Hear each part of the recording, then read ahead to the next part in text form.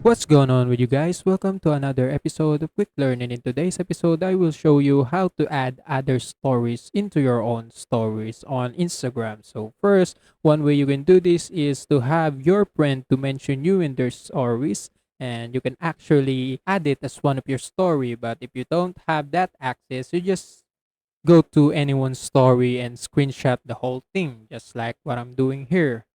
Going to screenshot this one, and right after that I can already add it as one of my stories. Just go to make a story, and I'm going to choose this screenshot and add it as my own story, and that's it. That's how you can do it.